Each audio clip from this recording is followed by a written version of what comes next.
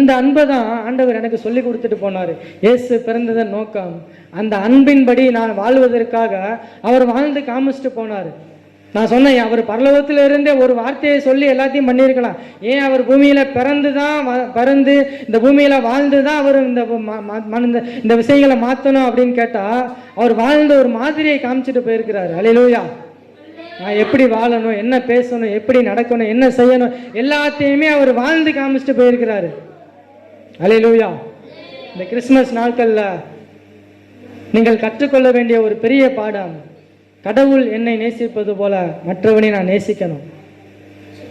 என்கிட்ட 2 ட்ரெஸ் இருக்கா, அடுத்தவனுக்கு கொடுக்கணும், மற்றவனுக்கு கொடுத்து பழகணும்.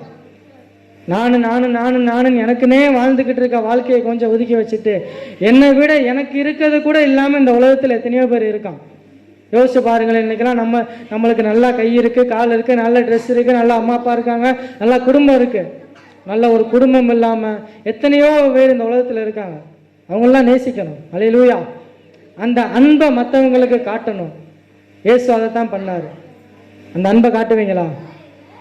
அன்பை காட்டுவீங்களா? என்னப்பா நீ சொல்லிட்டு போயிடுவ, பக்கத்து வீட்டுக்காரன் மூஞ்சில நான் தானே முழிக்க போகிறேன், அவன் பேசுகிற பேச்சுக்கு அவன் மூஞ்சில போய் நான் முழிக்க முடியுமான்னு சொல்கிறீங்க. அன்பை காட்டுங்க. கர்த்தர் உங்களை நேசிக்கிறார். அல்லேலூயா. இழந்து போனதை தேடவும் ரட்சிக்கவுமே மனுஷகுமாரன் வந்திருக்கிறார். நான் என்னத்தெல்லாம் இழந்தேனோ அதெல்லாம் என் வாழ்க்கையில் திரும்ப கொடுக்கறதுக்காக அவர் வந்திருக்கிறாரு. எல்லாத்தையும் எனக்கு திரும்ப கொடுத்துட்டாரு. எப்பயும் எனக்கு கொடுத்துட்டு போயிட்டாரு.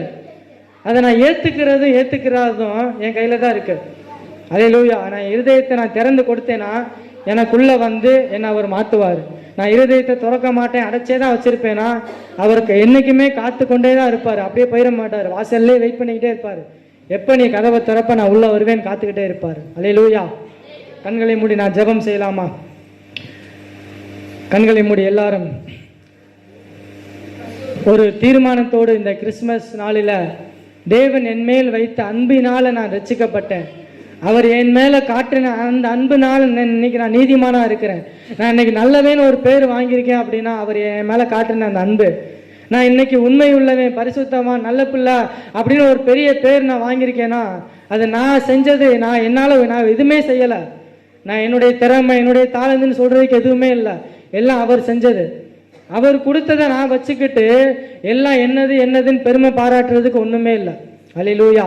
நான் கண்களை மூடி நாம் ஜெபம் செய்து அந்த அன்பு இன்னைக்கு எனக்கு வேணும். யார் என்னை வெறுத்தாலும், யார் என்னை நேசிக்காமல் போனாலும், யார் என்னை தள்ளினாலும் அந்த அன்போடு நான் வாழ்ந்தேனா இன்னைக்கு என் வீட்டில் என்னுடைய வாழ்க்கையில் சமாதானம் ஆளுகை செய்யும்.